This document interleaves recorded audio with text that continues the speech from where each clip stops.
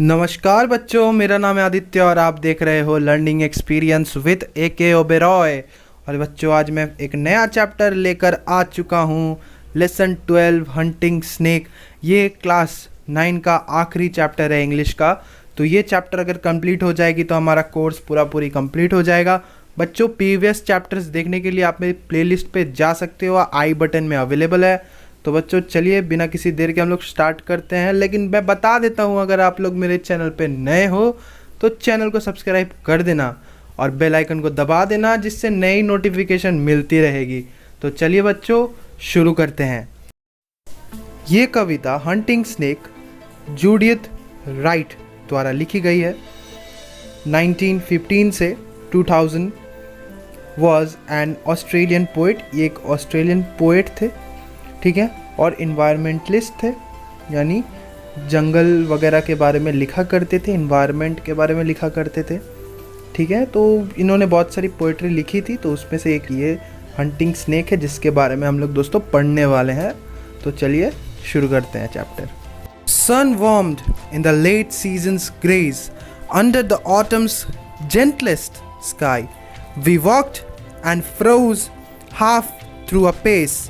The great black snake went reeling by. तो बच्चों, इस लाइन का मतलब है, तो जो शरद ऋतु का वक्त था, शरद ऋतु के कोमल आकाश के नीचे देर से मौसम की कृपा में धूप से गर्म होकर हम चले। तो यहाँ पर जो कवि है वो कह रहे हैं शरद ऋतु का वक्त था और आकाश बहुत ही मौसम जो था, मौसम में धूप थी, गर्म हवा थी, वहाँ से वो चले और आधी गति से जम गए, मतलब और वो थोड़े जम गए। बड़ा सा काला सांप चकमा देकर चला गया उनको, मतलब कि बड़ा सा काला सांप आया और उनको चकमा दे गया, मतलब वो भयभीत हो गए। तो चलिए अगली स्टैंजा पढ़ते हैं। Head down, tongue flickering on the trail, he quested through the parting grass, sun-glassed his curves of diamond scale, and we lost breath to see him pass. Head down, tongue flickering on the trail.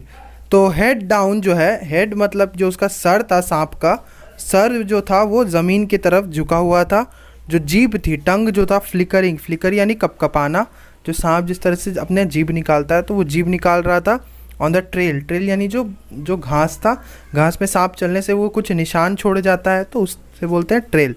He quested through the parting grass, और वो क्वेस्टेड यानी वहाँ से गुजरा, कहाँ से, उस parting grass से, वो घास से वो गुजरा।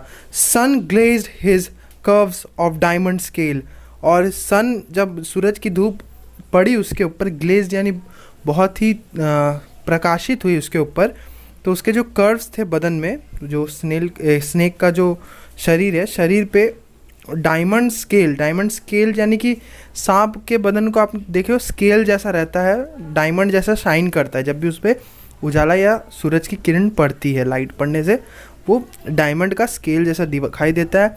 And we lost breath to see him pass, और हम लोग जैसे उसको देखे कि सांप हमारे बगल से ऐसे गुजरा सामने से, हम लोग तो मानो कि सांस ही रुक गई हो हमारी, हम लोग इतना डर गए थे। What track he followed, what small food feed living from his fierce intent, we scarcely thought, still as we stood, our eyes went with him as he went. तो अब नरेटर यहाँ पे जो कह रहे हैं कि What track he followed, यानी कि इस रास्ते को फॉलो कर रहा है। What small food, क्या छोटा सा food, feed living from his fierce intent, मतलब कि जो उसको इतना क्रोधित कर रहा है, क्या चीज़ है जिसके लिए वो अपने बिल से बाहर निकला है। इन सब का उनको प्रश्न का जवाब नहीं मिल रहा था। जो कवि है वो इसमें वर्णन किए हैं कि किस लिए जो है वो सांप अपने बिल से निकला और इस तरह से जा रहा था, कौन सा वो खाना है जो उसको प्राप्ति नहीं हुआ है। We scarcely thought, still as we stood, our eyes went with him as he went. और हम लोग बहुत ही घबरा चुके थे, डर चुके थे, स्केयर यानी डर जाना, और हमारी जो आंखें उसके जाने के बाद भी उसके तरफ ही लगी हुई थी। Cold, dark and splendid he was gone into the grass that hid his prey. We took a deeper breath of day, looked at each other and went on. इसका मतलब कि जो ठंडी डार्क यानी काला और स्प्लेंडेड बहुत ही अच्छा सा वो जो घास था उस पे वो चला गया into the grass that hid his prey, और लेकिन एक छाप छोड़ गया.